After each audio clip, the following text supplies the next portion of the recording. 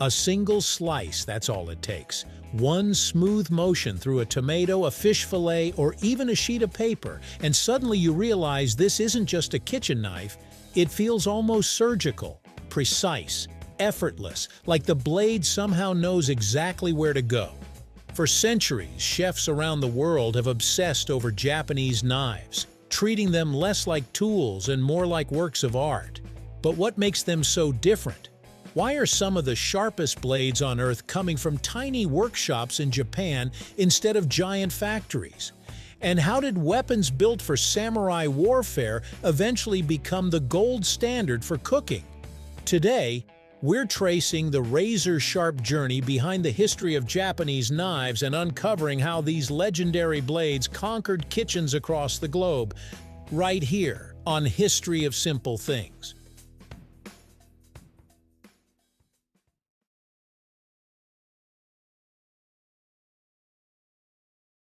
The story of Japanese knives begins long before modern kitchens even existed.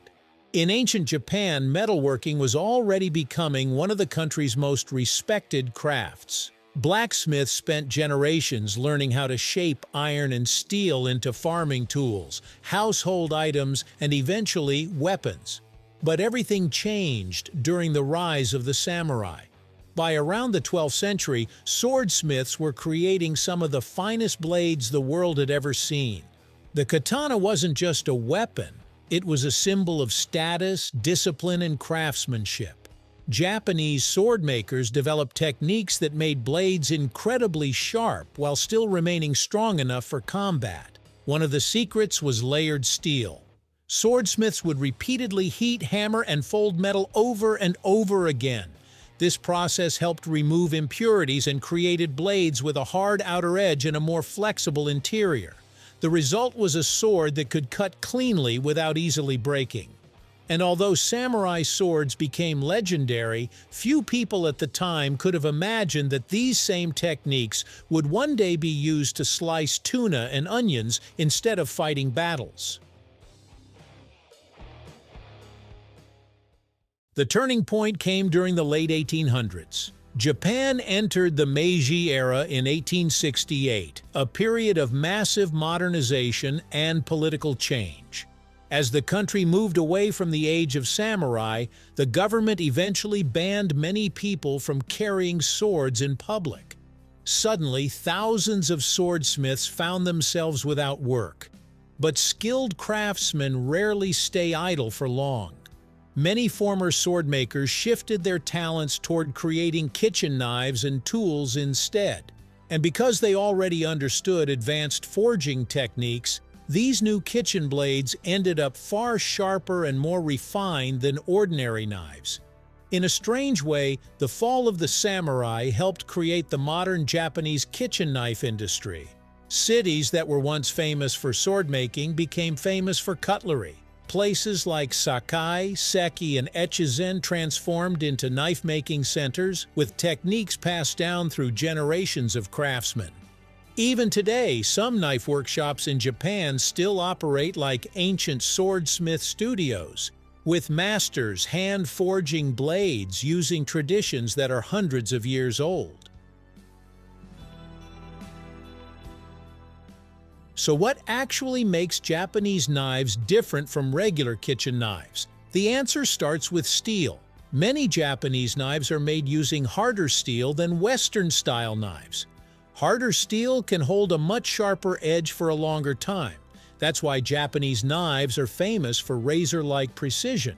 Some blades are sharpened to incredibly thin angles, sometimes around 15 degrees or less per side. For comparison, many Western chef knives use wider angles that prioritize durability over extreme sharpness. This thin edge allows Japanese knives to glide through food with less resistance. Fish can be sliced without tearing. Vegetables stay cleaner and fresher looking after cutting. Even delicate herbs are less likely to bruise. But there's a trade-off. Because these blades are thinner and harder, they can also be more fragile. Twist the blade the wrong way or use it on hard bones, and it can chip. That's why Japanese knives are often treated with almost ceremonial care. To many chefs, maintaining the blade is part of the experience itself. Another thing that separates Japanese knives from many Western ones is specialization. Instead of making one knife for everything, Japanese craftsmen developed blades designed for very specific tasks. The yanagiba, with its long, elegant shape, is designed for slicing raw fish in a single motion for sushi and sashimi. The deba is thicker and heavier, built for cutting through fish heads and bones. The yusuba is made specifically for vegetables and precise decorative cuts. Over time, Japanese cooking techniques evolved alongside these tools. Chefs learned that different foods behave differently under the blade, and specialized knives allowed for greater control and cleaner presentation. This attention to detail became deeply connected to Japanese culinary culture, where appearance is often treated with the same importance as taste. Eventually, hybrid knives like the santoku emerged. The name roughly means three virtues, referring to meat, fish, and vegetables. It became one of the most popular Japanese knives worldwide because it combined versatility with the precision Japanese blades were known for. Today, even people who have never cooked Japanese food probably recognize the shape of a santoku knife.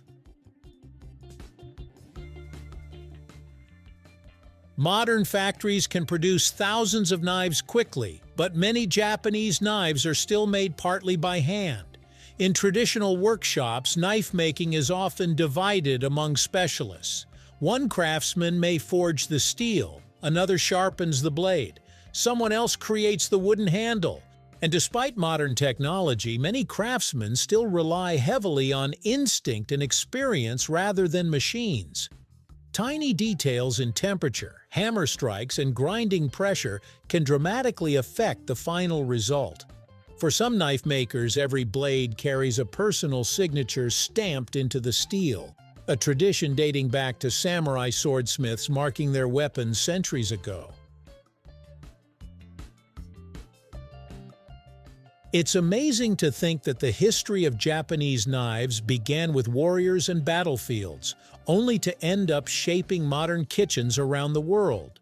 What started as ancient sword-making traditions evolved into one of the most respected culinary crafts on earth. And every time a Japanese knife glides effortlessly through food, it carries centuries of skill, discipline, and craftsmanship inside a single blade. Thank you for watching.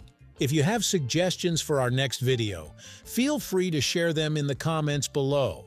We'll be sure to give you an acknowledgement for your contribution. Thank you for joining us on this journey through the history of simple things. Don't forget to like, subscribe, and stay tuned for more stories woven through the smallest details.